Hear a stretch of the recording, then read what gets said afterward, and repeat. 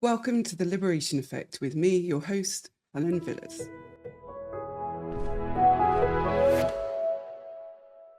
Hello everyone and welcome to another episode of The Liberation Effect. Today I'm joined by Sharon, who is here to discuss parenting her son after trauma and with difficulties with kind of seeing behaviour that feels familiar. Sharon, why don't I just hand it over to you so you can explain what it is that's brought you here and what you're looking to get from the session.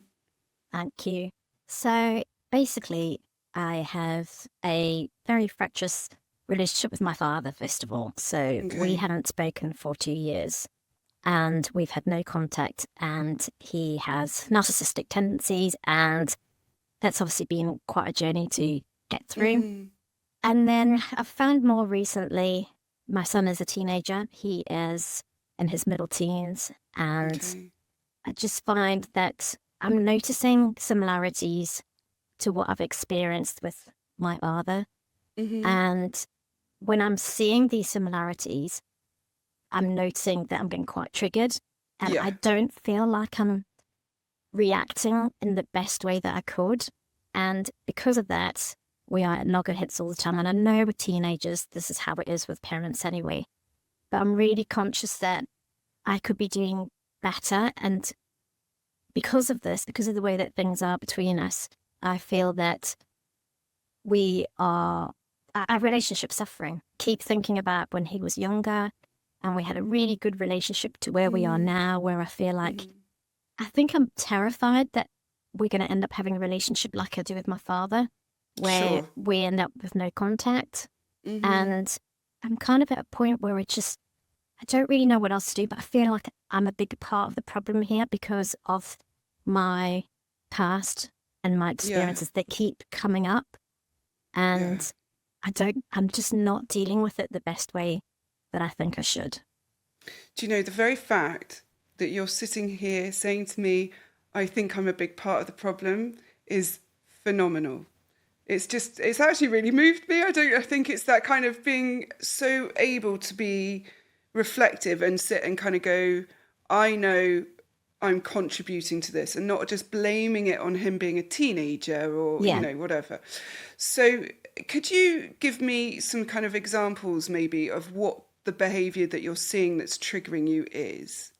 So what I find mainly, which I know it is similar to most teenagers, is if he doesn't get the answer that he wants, which is yes, he doesn't like it. And I try and be very calm about it, and I will reinforce the reasons why it's a no. And then what I find is he will the way I keep saying is he pokes the bear, and he will poke. And he will poke and he'll poke until he gets a reaction. And I'll try really hard to be very calm about it. And then eventually I'll just flip. And when I flip, I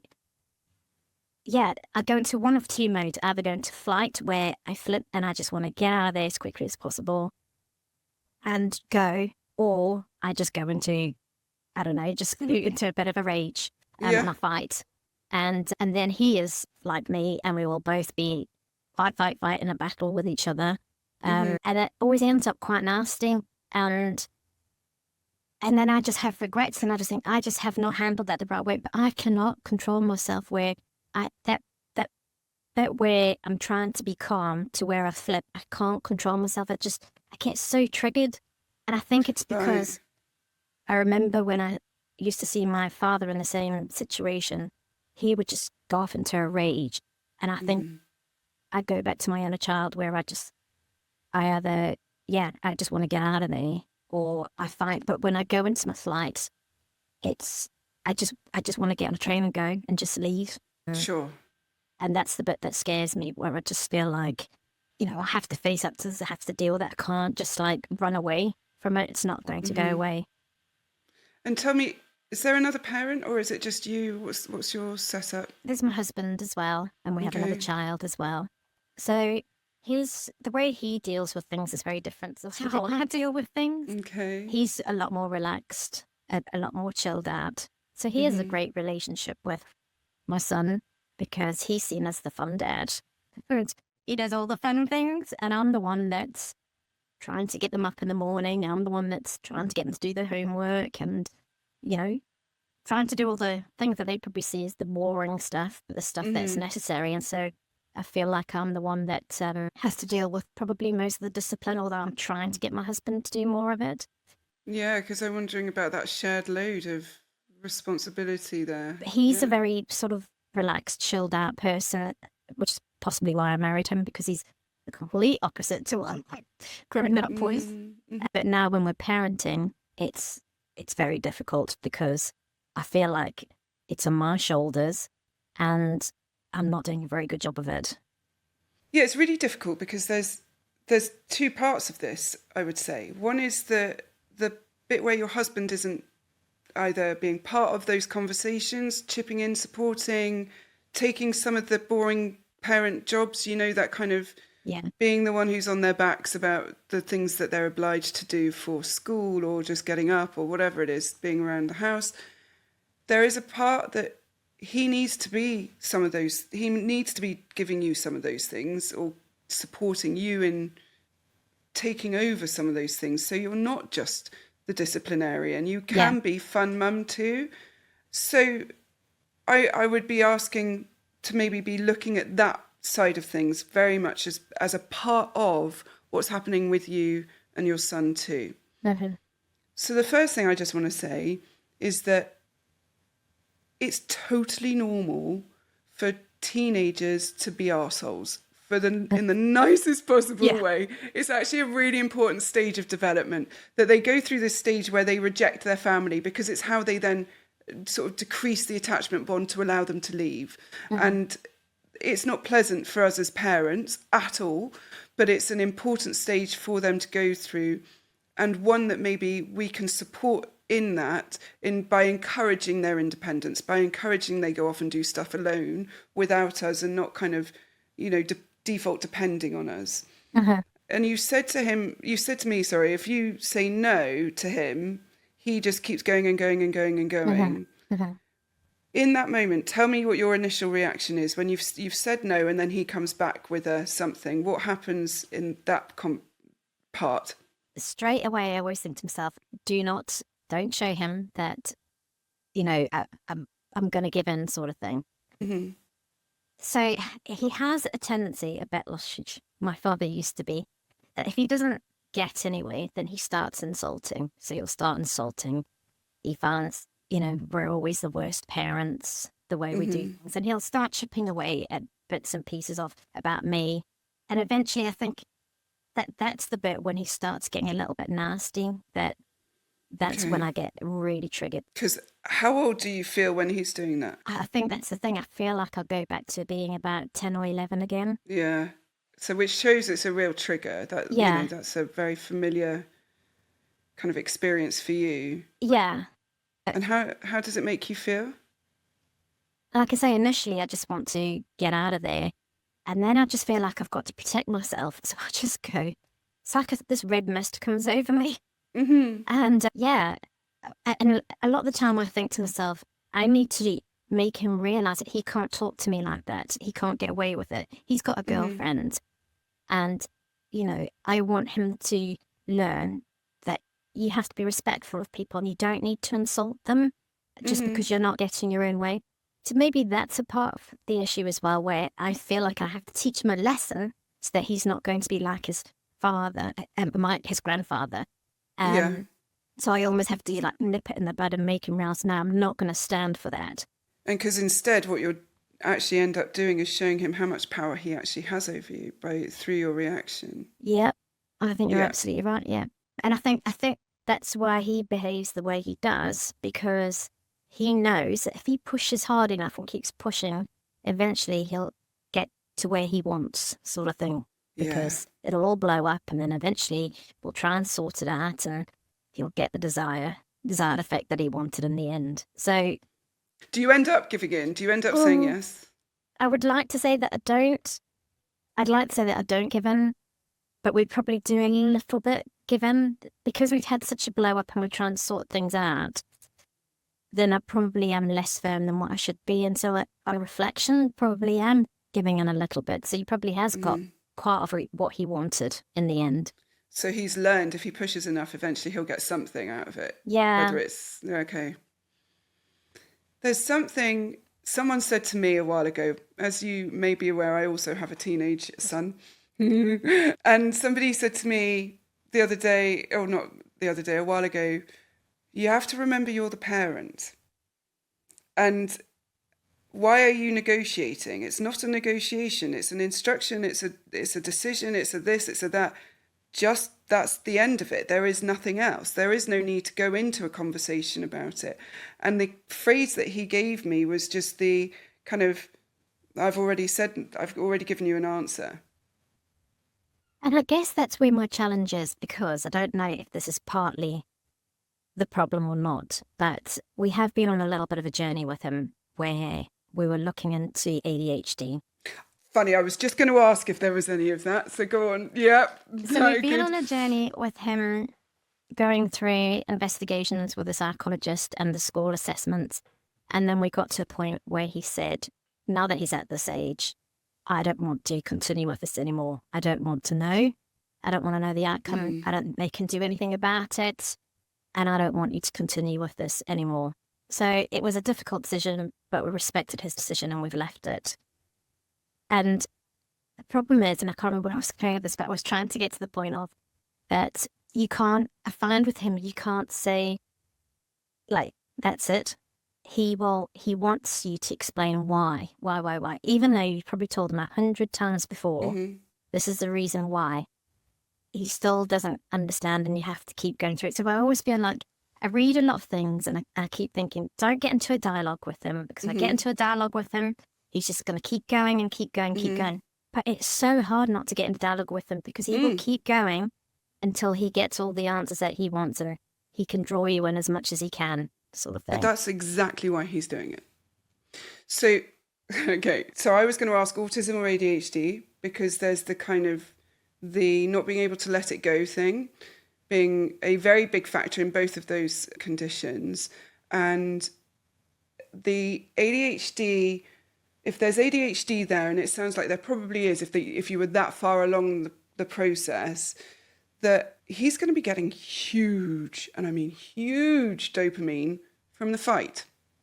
And so he's actually going to be quite enjoying it. He might not realise he's enjoying it. So he's probably going to be getting a huge amount of dopamine from that, which, you know, people with ADHD do this all the time, which is also why we get into these emotionally abusive relationships, because there's so much dopamine from the fight, the push-pull, the kind of, and the when we get discarded and picked up again and everything else. So when he's in that state of burrowing down for questions and whys, and again, you are not obliged to explain everything. This is about holding center, and that there's a place for autonomy and understanding and empathy, and then there's a place to be in charge. And children, I think one of the mistakes we can make after having experienced trauma, when we're trying not to be the parent that we experienced, is that we can fall into the kind of giving almost too much autonomy, that it makes them actually feel quite unsafe. Because what children need, all like from, you know, is, well, probably even quite into early adulthood, is the knowledge of their boundaries. What are the rules, especially if there's autism and ADHD? I need to know what the rules are. If I don't have the rules, the boundaries, the kind of the space where I know I'm safe to move and not safe to move, I feel just generally unsafe. So when he's kind of coming at you going, yeah, but why, there is a place where you can say, I've explained as much as I can. The answer is this. I'm not changing my mind. Yeah. Right? Yeah. How does that feel, the idea even of saying it like that? Well, already just you saying it sounds so much better. I think also part of the problem for me is I don't communicate it as well as what you just have. I don't. Yeah. Well, it's very easy when I'm regulated and calm and talking to you about it. So be kind to yourself in that. Yeah. You know. But I think also, I always feel like he doesn't really, like, for example, with Helen, you have to give him instructions. I could have told him to do something 1,000 times and he'll still come back to me and go, but you didn't tell me to do that. Like that. You weren't specific enough or something like that. So he's not very good with instructions as well. And so I think that's also part of the problem. So I feel like, and my husband says this to me all the time, I over-explain myself quite a lot because I try to make sure that he's really understood what I've said. And then he'll say to me, "You're waffling on. You're going on too much again." So I feel like I can't win. I'm trying to like give him a specific instruction, but then when I give him a specific instruction, it just goes in one ear and out the other, and he forgets, and we have to keep having the same conversation again and again and again. But then when I try and elaborate and explain it, then he says I just waffle too much and he's switched off.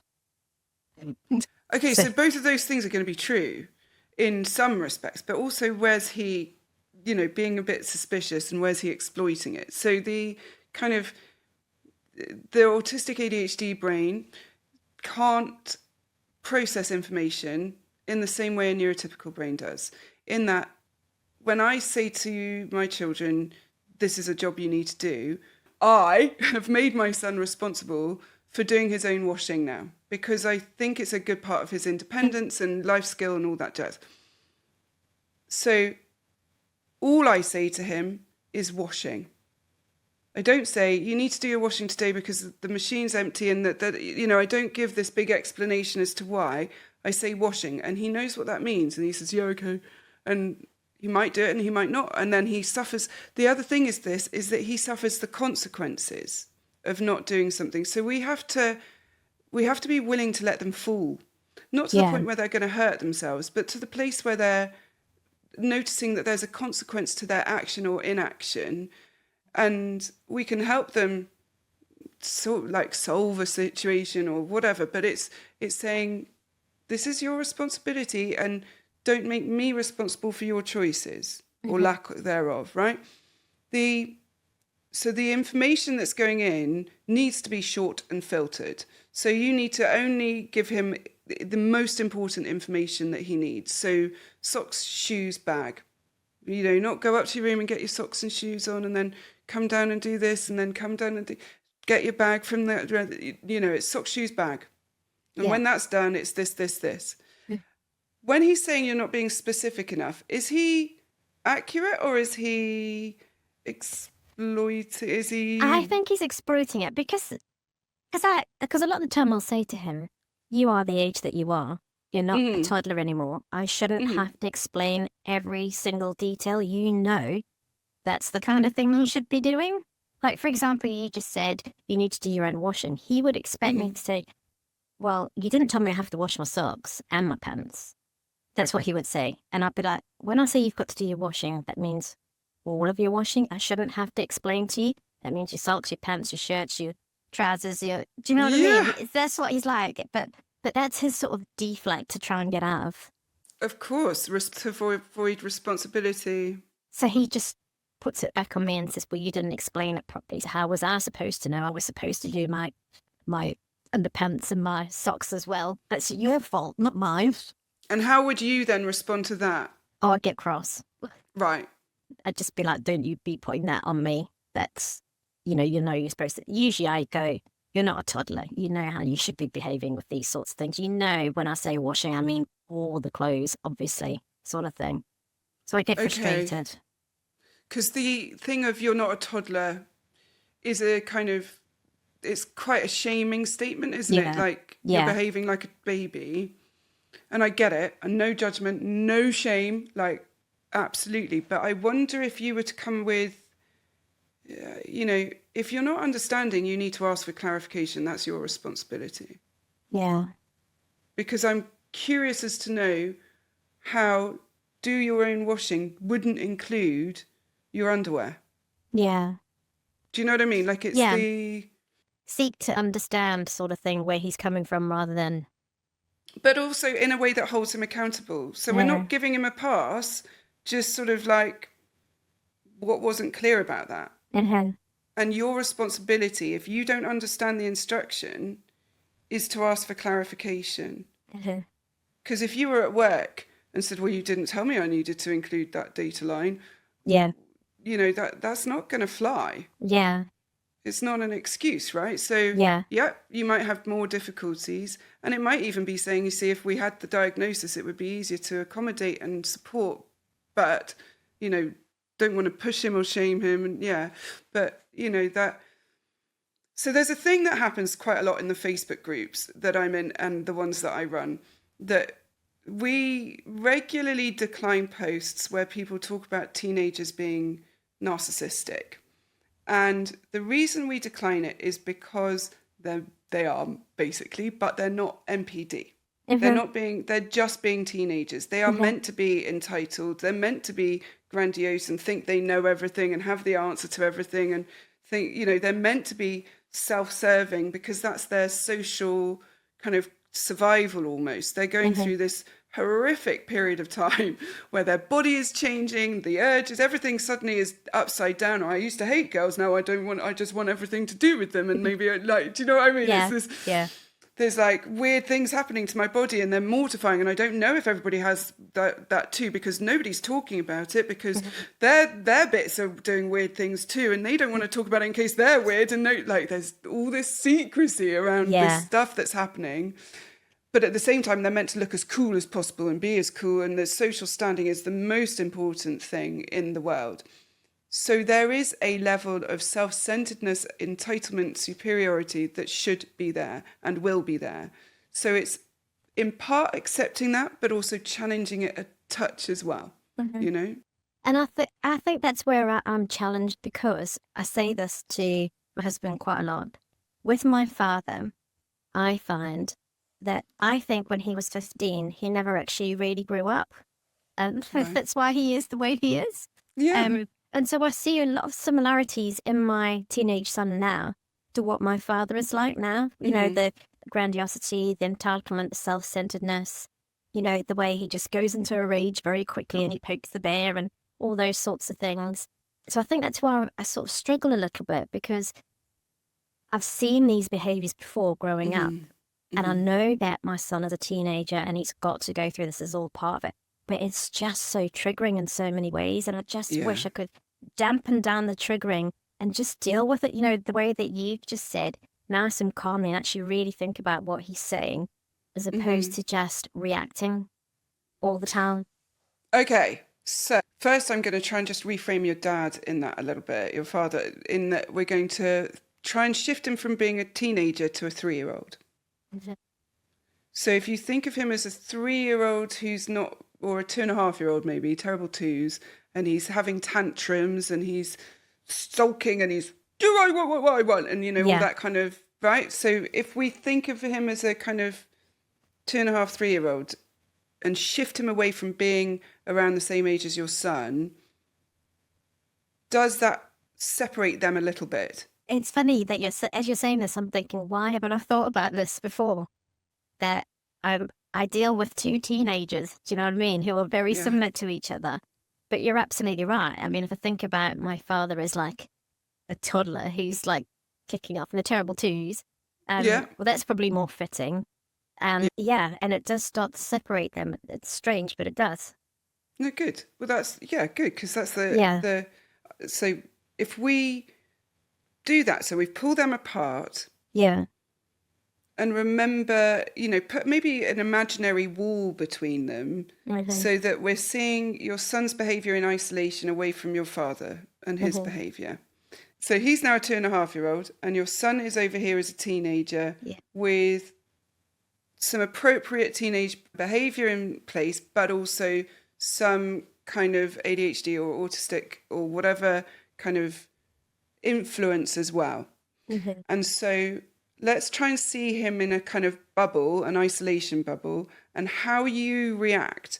So when that moment of he fights back, you say no, he fights back, you immediately get triggered, and tell me what happens physically and then emotionally and then thoughts. So let's start with physical. So I'm thinking of him in this bubble as the teenager and the separation from the toddler.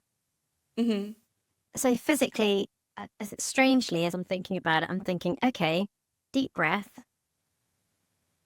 Really think about what he's saying here.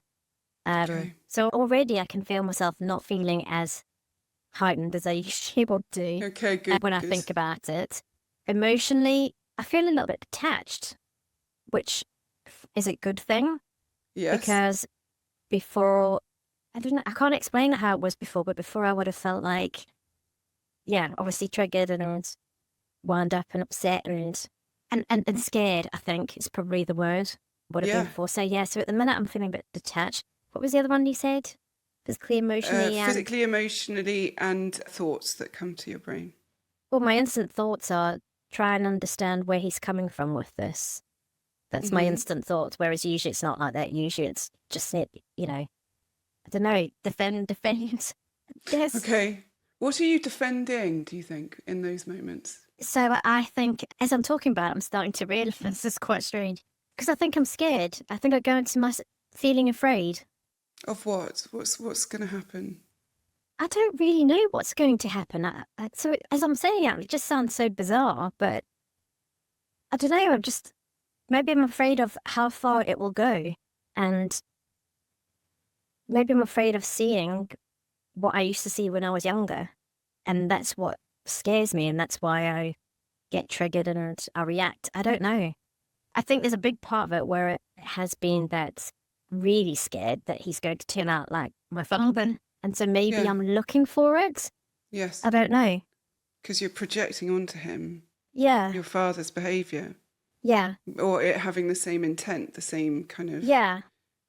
And then part of the problem is because my father and I are no contact now, and it's not nice between us. I'm so scared that we're going to end up with a relationship, my son and I will end up with a relationship like that, and he's going to grow up and not want any contact with me either. So yeah, maybe it's rejection issues as well. So that's funnily enough where I was coming to was that it sounds like when he fights back, it feels personal, that he's personally attacking you. Yeah, it does. I get really, my husband tries to say to me all the time, don't listen to what he's saying, switch off from it. He's trying to get at you, but I take it so badly. Of course you do, because it is hurtful. You don't want your child to speak to you in that way. But there also has to be a place where that is not acceptable. And does your husband step in and say, you don't do He does. that? So when because he knows how upset I get, so he usually steps in and will tell him off and say, you can't speak to your mother like that. But I think my son is also seeing it as, this is obviously really upsetting for mum. So I know exactly what buttons I need to press to get a reaction next time because she's getting upset by this. And even Dad's intervening now and telling me that I can't speak to her like this. So okay, so there's huge reward really for him. it's like he knows exactly what he needs to do if he wants to get what he wants. Right. So and you're laughing, but it's not funny because it's so emotional, isn't it? And I know it's like deflection with humour and all that jazz. But it's really painful when they're saying stuff and it's unfair and it's unjust and we're feeling like we're 10 years old again and it's all going to go to shit and we're losing control because the word that I hear is powerless. I feel powerless. Yeah. I can't reason. I can't have a conversation. I can't discuss it. There's just, he is controlling the entire thing with his anger. And I think that's what worries me. You've hit the nail on the head there with the powerless. I think part of my problem is I'm afraid that there is a little bit of a control thing for me. And I worry that control thing, that's a bad thing because that's what my father was all about, control. And oh my God, am I like turning into him now as well because I'm trying to get more control? I don't know. It's just all very warped. Go on, explain that thread. How are you the same? So what I mean by that is, because my son's saying no, and I'm trying to tell him you can't do it like this because whatever, or you can't have that because whatever, and he's obviously pushing against it, is my problem because I want to feel in control. He's pushing that boundary, and therefore I'm reacting badly, like my father would have done, because I was losing a bit of control. And so it worries me that every time my father overreacted was because he was losing a bit of control. Maybe more recently because the whole reason why we are no contact is because he doesn't feel like he can control me anymore. I'm not compliant anymore, and therefore he has reacted the way that he has. So maybe there's a little bit of fear in me where I'm scared of being in control because I feel like if I am in control that I'm just going to end up like my father and he has to be controlling. I don't know, it's just all these little demons You, in my head. the fear of being him, the Yes, fear of your son being him yes, is clouding all your vision when it comes to these moments. yeah. And maybe even wider. I wonder how far that ripple is going, because that means that if you're desperate not to be controlling and not, there's a danger even in there that you're not being boundaried and assertive. And I don't mean by telling everyone what they should be doing all the time. I mean, but just by saying, actually, it's not acceptable to talk to me like that. If you want to have a discussion, come back and talk to me when you are calm and doing it with respect. Right? And I think the problem for me is instead I'm just getting upset because the boundaries have been crossed and I'm not able to have that discussion like you just have said there. Just getting upset about it. So in the moment when he starts insulting you, what's your reaction to that? Oh, I wish I didn't. So I'm usually quite a strong person, but I can't control it and I usually start crying and I feel like that's it. I've just completely shown my vulnerability and my weakness there. So yeah, I get really upset about it. And how does he react when he sees you upset? Oh, it's a bit like, again, how my father would be. He'd just be like, why are you crying? That's just so ridiculous. Like, why are you crying? Which upsets me even more because I Of can't believe it, course. that he's being like that. But then my husband will intervene and go, you can't make your mother cry. That's terrible. You should be giving her a hug or something. You should be showing a little bit of empathy. So initially he will be all standoffish and like the cool guy. And then it's like something sort of clicks in him. And this is where I know the difference between him and my father. Yeah. It's like something clicks. He starts to realize he has a little bit of time of reflection, and then he'll come and talk to me about it. And I can tell that actually he's bothered by what he's just said, sort of thing. And that's the big key difference for me. That I know Sure. that he's not the same as my father. But up until that point, I feel like he is. So does he do this with anyone else, or is it just you? No. So he used to just do it with me. And then now that my husband's started to step up more, he's starting to do it more with my husband. And he's like this with his brother as well. So it's the people who are closest to him. So he's just trying to assert dominance in Yeah. that moment because he's pissed off he's not able to have his power, Yeah. right? Yeah. Do you talk to him about this outside of the moments? Have you had conversations about it? Not really. I mean, there's been a couple of things recently where I've spoken to him about my father, and then we've had a little bit of a conversation around what are behaviours that aren't great, sort of thing. And even he recognises it. And there's been a couple of things where, and I kind of feel like, thank God he does realise that that's not appropriate. Or, to be fair, he's been very supportive with everything with my father. So I think he does get it. But he just takes his anger out mainly on me and his frustration. So I would say I get it the worst. Most definitely I get it the worst. Okay. Is he in any therapy? No. And there's no way he would go. Did he have any relationship with your father? Yes. Yes, he did. Not a strong one because my parents have never really been hands-on grandparents. They've been grandparents from afar. They've been more consumed in their own lives, but they would see them at, special occasions, that sort of thing. But I would say he thinks of them highly, I would say. So is there any grief for him around that situation? I don't know. It's as you're saying it, I'm starting to think to myself, I've never thought about this before. Possibly, yeah, because he's missing out on his grandparents in his life. So, and he's at the age where his friends have probably talked about their grandparents quite a lot. And who else? He probably gets annoyed with my husband and I sometimes. And who else can he turn to? He's got no one else to turn to. It's just us. So yeah, he probably does get quite frustrated that he hasn't got his grandparents there to talk to anymore, or I don't know, maybe. Did he talk to them a lot before? Did he talk to them about that sort of thing? He wouldn't have talked about his feelings because he'd never been that kind of kid, but But he would, I think if he was really having a problem, perhaps maybe he would have done. I don't know. Right. So he's lost a support network, really. Yeah, he has.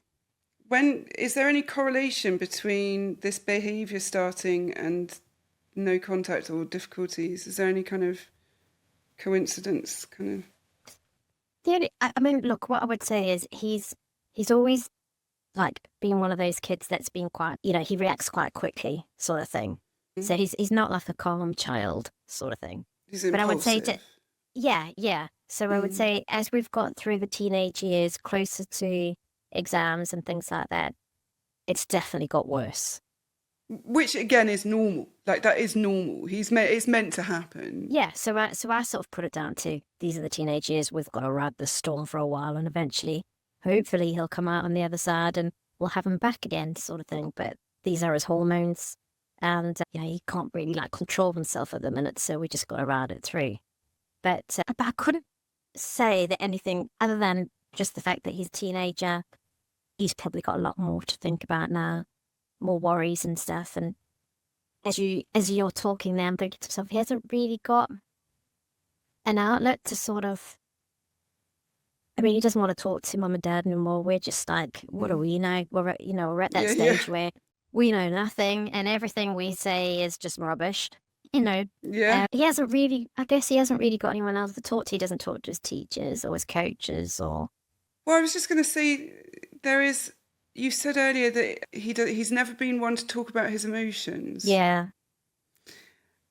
And so all you're seeing is anger. Yeah. The only emotion, and this happens to boys. So this happens because of toxic masculinity, whether it's coming from social messaging or school, like boys are not allowed to cry, right? They're not allowed to be emotional. They're not allowed to express love or joy or excitement in these or upset or hurt. They're just allowed to be angry, right? If he's in any kind of environment where that narrative is being perpetuated, then he's going to be really struggling to talk about any other feelings that he's getting. If you're scared of rejection, of saying no, have no idea how to trust people, you're not alone, and you don't have to heal alone either. That's what the Hub is for. It's a membership community designed for survivors just like you. Every month, we dive into powerful courses, we hold live calls, and connect in a supportive, understanding space so you can break free from the past and build healthy, fulfilling relationships. Maybe it's time to stop surviving and instead start thriving. Visit jointhehub.ac today using the code POD20 to get £20 off your first month's membership. I can't wait to see you there. Take care. Bye. Okay? Yeah. I was going to say, so I think, he plays a lot of sports and things like that, so he has to sort of keep up that kind of image of being, a strong boy. Unbothered and... Yeah. That sort of thing. So, yeah, I think you're right. That probably doesn't help. Absolutely not. So, one of the tools I'm going to give you, when he next is raging, going into the rage, if you can catch yourself or get your husband to remind you or have something with your husband in place so that he can ground you and get you to respond in this way. He asks you for something, you say no, and he blows up and you go, yeah, you're right to be angry. You're right to be angry. You're right. I understand why you're angry. Right? Instead of fighting the point. Yeah. What happened? You're smiling. And I'm smiling because I'm trying to imagine how he'll react to it. Do you know what he's going to do? What do you think he'll do? Well, I really don't know. I don't know if he will just... I think he'll be baffled. Do you know when you see someone who's angry in a shop or whatever, and what do people normally do? Well, if someone's... Do you mean like a child if they're angry? No, like an adult. So, what? This is unacceptable. Usually like try and cower away and act as though you haven't heard what they were just saying. Yeah, or they go, calm down. Calm down. Nothing makes an angry person more angry than being told to calm down. If you validate the emotion, just as with any other emotion, if you validate it, it takes the power out of it, because once we say to someone, you've got a right to be sad, you've got a right to be hurt, you've got a right to be angry, it immediately dissolves its power over the individual, right? The minute we validate, if someone says something to you and they go, and you repeat it to someone else going, oh my God, they said this, isn't that awful? And they go, yeah, no, that's horrible. I can't believe. Immediately you're like, oh, thank God, there's a relief because you've been seen and heard and felt and understood. But if you respond with, oh, I think you're being oversensitive, it's soul destroying, right? Yeah. So if you go to he comes in and he's going, I can't believe you'll say this, you'll say that. You go, I understand why you're angry. I would be too. You're right to be. Yeah. And don't go, it's not going to change and blah, blah, blah. You just go, I get it. I get why you're angry. It will take the wind out of his sails in that moment. Because, and I don't mean this as a manipulation. I genuinely mean validate the anger. Because what he's communicating is his furiousness, his anger. He's so pissed off that this big man, needy person, has to ask permission. Is dependent. Yeah. Right? Yeah. And he's raging about it. And if you come back in going, you're not allowed to be angry about any of this, he's just going to be more angry. Or if you fight back and start saying, consider me in your anger, more angry. Now, I was just going to say, I definitely look forward to trying it because I'm just thinking if he has ADHD, he has meltdowns quite a lot. So, and we can see it come. We know when he's going to blow up. We just know it's coming. We've started to recognize the sounds and everything. Yeah. And then eventually when he does blow up, he usually does literally have a meltdown. I mean, we'll have tears and stuff, and he's quite a strong person, but we'll have tears and then eventually he calms down because he just cannot control himself. And we always say that when we can see him building up, we try and avoid him. It sounds terrible, but we just know it's coming. So we just sort of try and get out of his way sort of thing and tread on eggshells around him because we know that anything can spark him off sort of thing. Okay. But what you're saying is, I think is really good because I think it could actually help to diffuse. Yeah. Because he's building up so much. It's almost like it'll distract him, I think. It will. Yeah. When he's in meltdown like that as well, the other thing is grounding. So distraction is going to be key. But when he's building up to the meltdown and you can see it and your temptation is to avoid triggering it, what you're actually doing is allowing it to build even bigger. It's a bit like a volcano. If you were to put a release valve in earlier, it won't be such a big meltdown. And then that in turn doesn't feel so awful for him afterwards because there's such, especially at this age, the shame around having those meltdowns is really big, isn't it? And so in our family, because obviously there's autism and there's ADHD and all sorts of stuff going on. Certainly when my son was smaller, and actually he doesn't have them now because he's learned how to regulate, but he's obviously had input. He was diagnosed at 6, so there's been a lot of input. Yeah. But what I deliberately used to do was trigger those meltdowns. And that sounds harsh, and I can feel a lot of people listening going, oh my God, I can't believe you did that. That's so unfair. No, it's not. Because if I could see that it was coming, if I could see it building and all the usual things of star jumps and hyperfocus and all the things that we might do to kind of try and regulate that feeling hasn't worked, then he needs the meltdown. It's a way of self-soothing. Yeah. Right? Yeah. So if I can kind of just do an unexpected change or a no or whatever it might be that pulls the meltdown out, then it contains it so it's not so big as if it was to not, to grow for another 5 days or whatever it might be. Yeah. What do you think and feel about that? It's funny you say that because that's my husband's philosophy on it. So he feels that when it's coming, he's like, we're going to have to go through this anyway. So exactly. So we may as well just, get it over and done with because it's only just going to get worse. Whereas I'm like, oh no, I don't want to, and avoid him and, just try and keep him sweet and happy and all that sort of thing.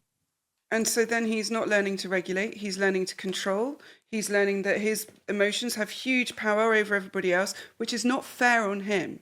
either, right? And what he's also hearing is his anger, his feelings are not wanted, which I get, but also because your fear of anger, which obviously is tying to your father as a 3-year-old, Yeah. is limiting his voice.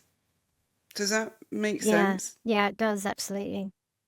So there's a place where do you have meltdown rules in your house?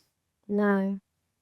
So it can be very helpful and affirming to say to the child, you are allowed to have meltdowns. They are a really important part of your human experience. Because your brain is a bit different and because it works in a different way, it needs the meltdowns to release all this kind of energy and built up emotion and stuff. So first of all, validating it and like removing the shame as much as you possibly can from the concept of meltdown. And then the second is there is a rule. There are a couple of rules around the meltdowns. One is you're not allowed to hurt yourself. You're not allowed to hurt anyone else, whether that's through physicality or words. Anything you break will not be replaced. And when we do that, we say, you can have it, but here's your boundaries. And I have found that this not only works in my family, but in other families that I've helped around this subject, because meltdowns are really difficult because most people like you want to avoid them, but actually it doesn't help because they have to have them and they have to learn how to regulate them, you know, and be able to do it in a safe and contained way. Go on. I think the challenge is that, for me, naively, I think that, and again, like you said, coming from my past history, and I think if I try and avoid them, they might just go away. Yeah, of course. But like you say, and like my husband says, they're not going to go away. So you just got to deal with it. You're better off dealing with it now rather than it blowing up and getting worse. It's just a misunderstanding of the whole ADHD. You know, we've never gone on that journey of understanding more about it, or maybe I need to. Maybe it would be a really good idea to understand what his world looks like, because that kind of, even if he hasn't got a diagnosis, there's clearly difference and there's clearly something there for him that he's struggling with. And, you know, that in turn means you are struggling because of that anger thing. And then it sounds like you people please him to try and make the meltdown go away. Yeah. And so you become fawning, which in turn is going to trigger you, because if you think about it, here you are doing all the fawning and all the people pleasing, and then the anger still happens. And then that just reinforces the fear that I wasn't good enough, I didn't do enough, and then that I'm in control of this and that I have to do this, that and the other in order to manage his emotions, instead of allowing him to be a separate human who is in charge of his feelings to a degree, as much as a teenager can be, but that he knows you're being inauthentic, which in turn is annoying for him, right? Because he's knowing, he can feel it, he can see it, you're treating him differently, you're not as relaxed, you're on edge. He can sense that, which in turn is going to make him more and more angry and also unsafe, because he'll be like, well, why is she being weird with me, right? Why isn't she honest? And then it's going to blow up more. Go on. I think you're absolutely right there, because if I think about it, how I have dealt with him over the years, definitely in the last couple of years, I treat him differently to how I used to. And I think, and I have said this before, so years ago, I felt that if I said, no, you can't do that, he was really good and he wouldn't do it. And I used to think to myself, oh, I'm so lucky with this kid. Because we'd be in the shop and I'd be like, no, you can't have that. And he'd be like, okay, sort of thing. Yeah. But it's not like that now. No. And so, yes, so teenage years and all that, obviously things change. But maybe also, exactly like you said, I realize I'm changing as well, because I keep thinking about how he was and he was so good and all that, that I'm trying to people please more. I've got this thing in me as well where I really want to be a good mum to my kids. I really want them to look back one day and say, look, Mum didn't do everything perfect, but you know what? She tried bloody hard to be a good mum. Okay. And if they can say that when they are older, I know I've done my job sort of thing. And so I think I people please because I'm trying so hard to be a good mum to them and trying so hard to be different to how it was to when I grew up. I'm trying so hard not to be like my parents were to me. And maybe I'm overcompensating for that and trying and people pleasing too much and it's all Yeah, going the wrong way, if you know what I mean. absolutely. And I wonder if you could, well, I wonder if you've actually defined what a good mum is. Mm. I've never thought about it. So you're trying to be something that you don't know. I just want my children to think, if I think about where we are, I want my children to think that no matter what, I always had their back. I supported them. They could come to me about anything and I would always be there for them. Okay. And that's what I would like them to think. That they can always count on me. Okay. How does that relate to their anger and emotions? I think, I don't really know, to be honest. I don't know.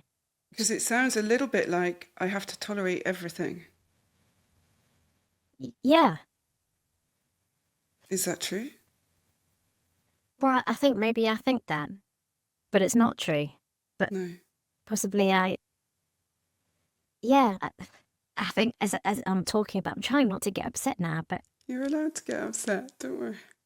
yeah, I think that's probably part of it. That I'm trying so hard to be this person that I want to be, and I'm just I don't know. I feel like I want to sound I'm just not being like a regular mum to them. I'm just trying so hard to be.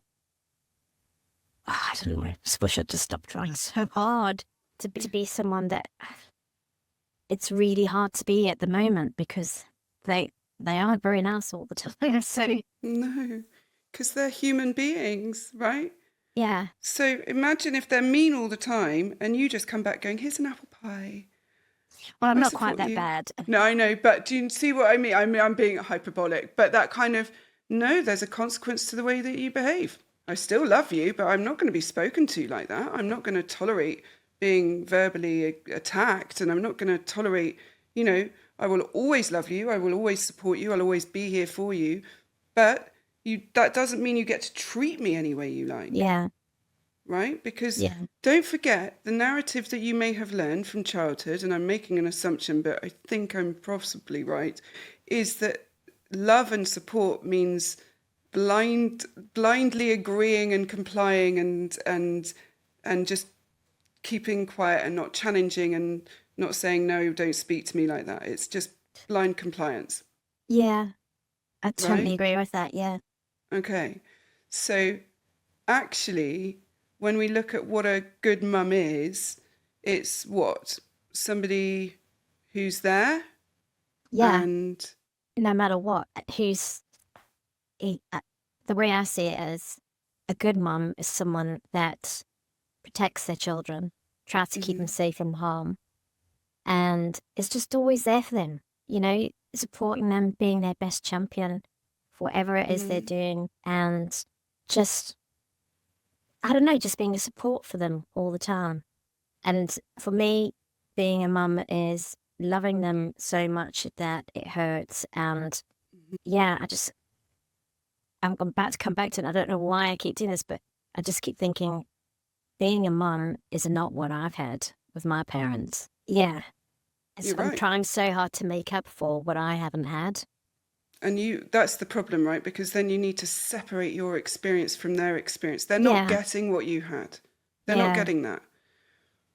But what there has to be is because actually, and this is going to be challenging, and I'm going to, just offer the idea, when you are focused on being a good mum, you're centering yourself and not them, right?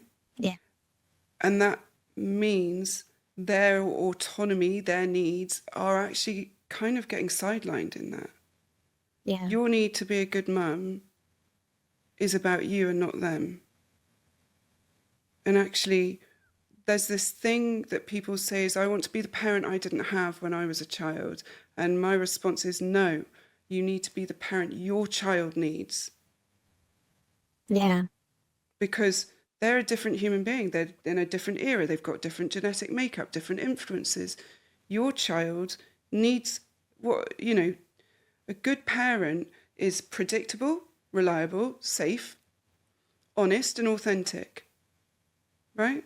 Boundaried, clear, not using guilt, fear or obligation to demand compliance and silence from their child, right?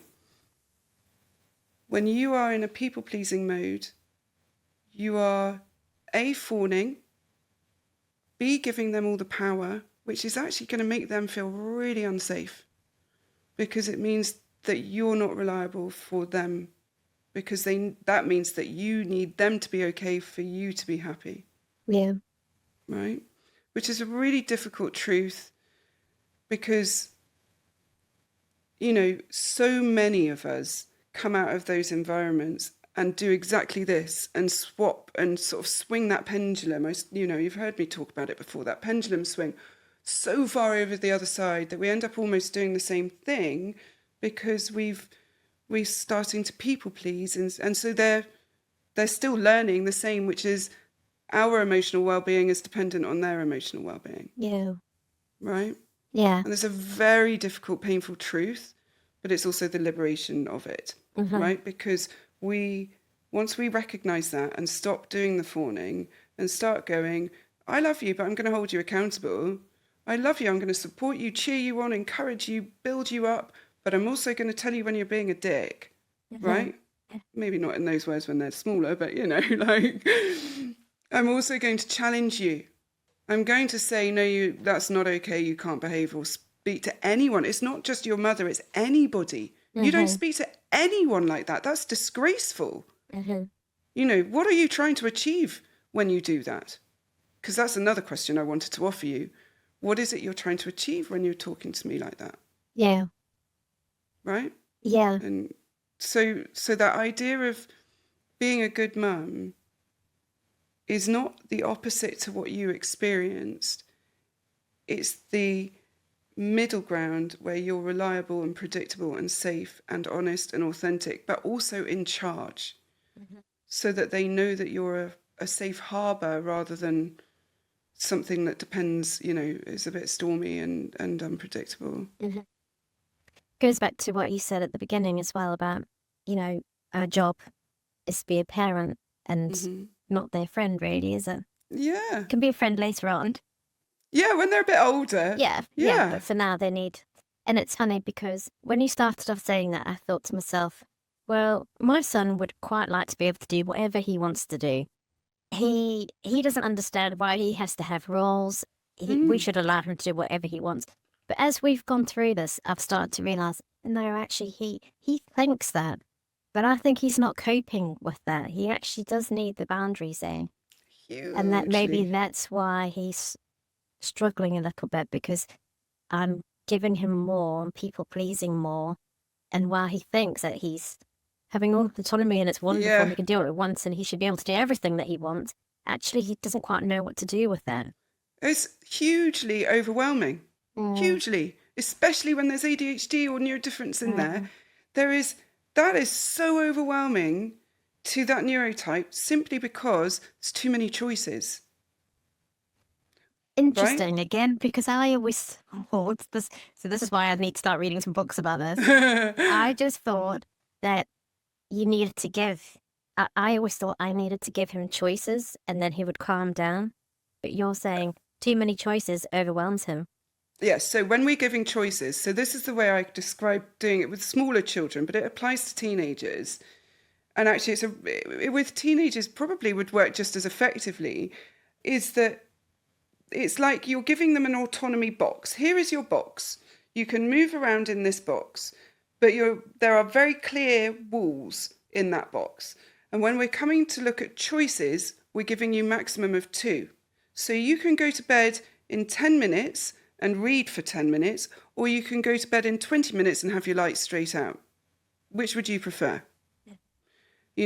For a small child, it's, do you want your red shoes or your blue shoes? Right? It's not saying which shoes do you want. Too many variables, too many choices, too much pressure, too much overwhelm, right? You're laughing and I'm, what's going on? What's happening?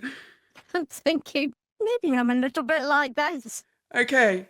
Because a lot of us are, because that's what, we're trying to give our children the voice that we didn't have, but Yeah. actually we're almost silencing them by doing so. So if we actually give you, like, here's your 10-minute, here's your window of your box of autonomy, right? So the box of autonomy, and here's what's in it for you to choose from, removing too much, right? Because if I say to my oldest, what kind of t-shirt do you want? The overwhelm is just massive, right? Because there's too many options. But if I say to him, there are 3 t-shirts here, which one do you prefer? Oh, that one. And it's done, gone. Yeah, because one thing I would say definitely about him, he's not good at making decisions at all. But maybe part of that is Okay. because he has so many choices to make. Yeah. So Yeah. maybe yeah. But also that'll be about identity as well. It is simple and it isn't, because it's only simple when someone like me comes and goes from the outside. And I'm sure someone could and have done. I have my friend that told me, why are you negotiating? Because I'm trying to give him a voice. But you're the parent. Tell him it's an instruction, not not a discussion. And I was like, what? And I'm allowed to do that? And he was like, of course you are. It's not up for discussion. And I was like, yeah, no, you're right. Okay. And do you know what? I went and did, and I said, this is what's happening, and that's what time we're going. It was because we had to leave at the thing. And I said, we're leaving here at 4:30. Be ready to leave. There is no negotiation. Left the room thinking, he's never going to do it. He's never going to do it. He was down there. All right. It was 4:35 just to prove a point, but he did it. There was no, and then he was nice as pie all the way, where we were going. And it was like, what the fuck has just happened? But it's that thing of me being in charge made him feel safe, right? Me saying, this is non-negotiable. This is me being authoritative, not in the controlling, evil, domineering, silencing way that you or I might have experienced in childhood, but in the way of, this is what's happening. You're accountable and you have to obey in this situation, because this is bigger than just me and whatever else, right? Yeah. It sounds simple, but when we're so in it, up against the wall, you can't see it until you zoom out. Yeah. And you've been clouded by trigger as well. Yeah. And that hence why I reached out to you, because I just feel that I am just like stuck in it. I can't see past. Okay. There's like haze in front of me, but Yeah. as you're saying it all, I'm kind of going, oh my gosh, why haven't I thought about it like that before? So yeah. Because it's scary as well. That thing of, I'm going to lose my child because of this interaction moment, these moments of conflict. The other side is, when did you ever get healthy conflict modeled for you? And that also then means that you can't model it for him. Mm-hmm. So the first things, in terms of practical tools, the first thing is talking with your husband about how you're both going to manage these moments. One thing I'm going to ask him not to do is say that don't talk to your mother like that, and change that to, you can't speak to people like that, full stop, which I think you did say as well. But I think that kind of is very important. Also, to say things like, what are you trying to achieve by speaking to someone like that? If you're not able to say it, if you can, then you say it. But essentially what we're not trying to do is position you below either of them. Because when he's having to protect you or step in, essentially, again, he's got more power by your father, your husband, his father, being pulled into that conversation, right? So there's a place where it's about being a united front rather than a protection order. That's important, but it's also... It almost diminishes you further because you need him to back you up. You can't control him, type thing. Do you know what I mean? Totally, yeah. So then, how feasible does that feel in terms of managing with your husband? To me, it seems really easy. I almost feel like laughing at myself, going, well, why haven't I thought of that before? But yeah, it makes absolute sense. Okay. So I want you to remove any judgment or shame of yourself or blame of yourself. Don't forget, there's 3 of you in this. Your husband is there as well. So this is not all on you. And that's another part, is that you're not taking full responsibility for how anybody else is behaving. Okay? That yes, people react, and yes, people can be influenced by our behavior, but it's not that we are in control of it. You're not responsible for it. Okay? So that includes your children. He's old enough to know that you don't speak to people in that way. It's just not okay. And then the next thing was, when he brings something to you, a demand, a request, whichever it might be, there's the place where you've said no, and then you can say, what are you trying to achieve? What is it you need from the conversation, etc. And if it's not working, okay, this is clearly not being productive.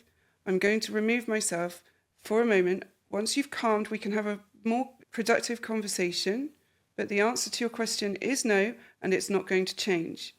But if you need to understand something else, I'm happy to discuss it with you, right? And then if you can leave the environment, whether that's, your living circumstances, whether that means leaving the actual house and going for a drive for 10 minutes or whatever it might be, that's important too. Okay, that you are allowed to leave that when it's getting sort of big. Yeah. How feasible is that, do you think? Yeah, can do that, can go and walk the dog or walk down the road. And for me, as you're saying it, I need to feel like I've got an escape if I need it. So yes, that works. Yeah, good. So yeah, that works for me. Good. And again, agree with your husband before. Yeah. That this is what's going to happen. There's going to be 2 interventions and then I'm going to leave. Yeah. Because you're not abandoning him in that moment. You're putting a boundary in of self-protection of, this is not an acceptable way to discuss something, and I will remove myself, and once you're ready, we can have a conversation. Okay? Yeah. There's a thing that people talk about, it's not, about how time out is abandoning them with their feelings, and I'm conscious again that people might be kind of going, you can't abandon him with his feelings. We're not saying that. We're not saying abandon him with his feelings. You can validate the anger, as we talked about earlier. I understand why you're angry, but it's not a reason or an excuse to speak to me in that way, and I won't be spoken to. If you want to continue this discussion, stop speaking to me like that. So you've given the warning, or I'm going to have to remove myself from the conversation. So give the warning of the consequence, and if it continues, then you leave immediately. Okay? Because that is for him to deal with, right? Also, when he's not angry, in a moment of calm, go, hey, we need to have a conversation about when we get into arguments. Because arguments are normal, parts of relationship, but the way that we're handling them, and you do a we rather than a you, the way we're handling them isn't healthy, and it's going to really break us as a mother-son relationship. And I don't want that. I really love being with you and I love hanging out with you, but we need to know that we can have conflict safely. So when you're getting angry like this is what will happen. When I'm getting angry, I want you to be able to say to me, it's not okay, and you can leave if you want to, right? So you're giving him parameters. I was going to say, we have actually had a conversation like this, because I have said to him that he needs to realise that, when he says certain things, I react really badly and I don't deal with it in the best way that I could. And I sort of have said to him, what do you think I need to change so that we can have a better, conversation around this, or we don't argue? Okay, what did you do there? No, wait, I'm going to interrupt you and go, what did you... I've done the people pleasing. What have you done though? You've told him he gets to decide your behaviour. Can you see, I get it, but what you could do is say something like, what is it you need from me in those moments? Yeah. Right? Rather than, what do I have to do differently? Because immediately you're giving him all control over your behaviour, and he gets to dictate where you put a boundary in even. Yeah. Right? Yeah. What did he say out of interest? I'm really interested to know what his response was. Well, his response was, I can't really think of anything. So it wasn't very helpful. I would say that's pretty helpful. What does it tell you? Oh, yeah. So it tells me that actually I'm not doing as badly as I thought I was, sort of thing. Well, I would say he's telling you that he doesn't want control over your behaviour. Yeah. He doesn't want that power. It's too much. It's too much responsibility and adds to his overwhelm. Right? Can you see? Yeah, I can. Yeah. Yeah, yeah. There's a very clear communication in that of, I don't want to control what you're doing. I just want to be able to do what I do. So did you talk to him about what his behaviour needs to be different?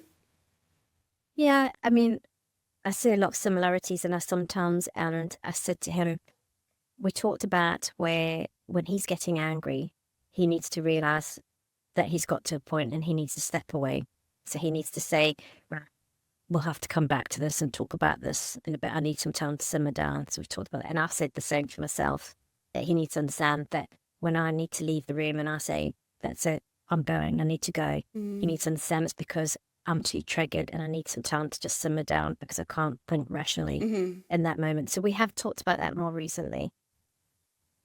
Having a little bit of time to just reflect and calm down rather than just going into a rage. Does he know what his warning signs are that he's tripping over into that space or not? I don't think so. Because that's the key bit. Because you might be asking him to do something he doesn't know how to do. Makes sense? So that you're Yeah. kind of... So if we instead were to approach it with, like, in the moments of calm of... When we're in those argument spaces, what do you notice happening in your body? What is telling you that you're going to flip into the anger space? And you might say, because for me, I notice like a rage coming or like a sensation in my chest or whatever it is that you be honest with him. But it's the thing of, if you're asking him to know when he's about to flip, he needs to know what that actually is. Yeah. Yeah. Good point, because I'm just assuming he knows, but Yeah. we've never discussed it, so I don't think he really can pinpoint what it is. Yeah. And again, even that thing of when you're angry like that, it seems like you're really frustrated that you have to even ask for permission or, so just validating that bit and maybe a slight explore the idea that he, and I have a teenage son, no emotional communication. Every now and again, something blurts out and it's almost like, oh, I shouldn't have said that. Oh my God, you've known too much about my inner world and I don't want you to. And right. And so it's really respecting that. I don't want you intruding. Yeah. Right. Because that's what it feels like. But it really, what we want to be doing is saying, you don't have to, but you can. Right. If you've got anything you're worried about that you want to talk about, I'm always going to be here. Or anything that you're just interested in or curious about, I'm here for you to discuss that. And so one thing that I do now and again personally, and again, I'm intrigued to know how many people do this, but one thing I often do is just make like really offhand comments like, God, it must be really hard being a boy. Like, you're just not allowed any feelings, are you? And so it's like a sideline validation where it's like, I've not been told this information, but I'm pretty sure it might be going on. So I'm just going to validate that I see your experience, but I'm not going to ask you directly because that feels too much of an attack kind of thing. That makes sense? Yeah. Yeah. It's a good And then the other thing being these meltdowns and allowing them and talking about them outside of that space. And even maybe owning your own people-pleasing behaviour around it. And saying to him, I've really noticed I do this thing when you're on the edge of a meltdown, and I just want to own that I don't think it's going to be helpful rather. And so, I wonder if you've got anything that you want to say about that, and see again what the response is. And it might be, oh, I haven't noticed. Doesn't matter. The point is that you've owned it, and then he gets to be able to know that kind of thing. Yeah. That's really good stuff. Thank you. That's all right. How does that feel? Do you feel? I feel a bit relieved and happy. Okay, good. Yeah. More so, I just think because I was sort of banging my head against the wall and I just didn't know where to go. But I feel like I've got an idea of some things to try, and I understand myself a bit better and what's going on. So it's a relief, really. Just I feel like we can do this. We'll do this. You can. It's okay. Yeah. Yeah, you can. You've got the resources. You've got the awareness. You're, again, use spaces where you can be supported and helped, like forums and online, like Facebook or wherever. And And know that you're not alone in this. This is not unique to you, that we can often sit in these places of shame that, oh my God, this is happening and it's just going to end up like I've ended up with my family. And you're not alone in that fear and in the way that you've responded to the fear. Because the thing of, look, teenagers are angry, and when they're angry, they're quite scary, especially if they're bigger than you. And the sort of desire to fall back into that old habit of people pleasing to make it go away is hugely tempting. But it's in that moment that we have to go, no, I'm the adult, I'm in charge, it's, my rules. That's the way it has to be. Open to negotiation, open to challenge, open to discussion, but not open to verbal attacks, abuse, or whatever it might be. Yeah? Yeah. Okay. Thank you so much. Was there any other questions anything that you needed that we haven't covered? Or No, just I think a lot for me to digest and think about. But yeah, like I say, huge relief. Just feel like, I feel better about it. So thank you. That is my absolute pleasure. And I suppose what I might offer for you as a personal mission moving forward is processing that fear around anger, is really digging into that and going in, maybe going back to therapy and looking at what it is that is being triggered and healing those wounds so that when you are in these moments, you can stay present as yourself, as the adult you, and not 10-year-old you who is scared of what might come. Yeah, I think you're right. Thank you. My absolute pleasure. Thank you so much. Thank you for coming on and being so honest and brave. And I suppose I just want to validate again. I know that nearly every parent who's been in your situation with their teenagers are going to be going, oh my God, me too. I'm so glad someone's talked about this. Well, you've just been so validating for so many people, and really, really thank you so much for sharing. Thank you, and you're absolutely right. I mean, I think in my situation, I know all the information about narcissist fathers, parents, etc. But your own children is different, and I'm not saying he's a narcissist, by the way. No, I know you're not. But dealing with the challenges, and there's nothing really out there to sort of give you the guidance on how to deal with it when you've been through a trauma yourself, and how to deal with yourself again in a different situation, but with somebody you really, really love and want to get it right. So just thanks for listening, and thanks for your guidance. And I just feel like, I wish I'd spoke to you about a year ago, but anyway. Well, here we are, and I'm just so glad. And actually, it was funny you should mention that, because one of the things I'm looking to do on the Hub, which is my little membership thing, is parenting after trauma, parenting ADHD and autism and stuff, and little courses for there. And it really is challenging, parenting after trauma, and how to contain what's happened in the past and how it's affecting in the present. And so it's coming. I am on it, don't worry. But Brilliant. You're not Brilliant. there are online groups, so you can try and use those resources the forum's been really good and helped to get me through quite a lot and stuff. So but I think we all love podcasts and things like that, so so it'll be good to start all that off. But thank you very much for your time. Well, my total pleasure. Thank you so much. Thank you, everyone who's listening. And I guess all that remains to be said is take care. Bye.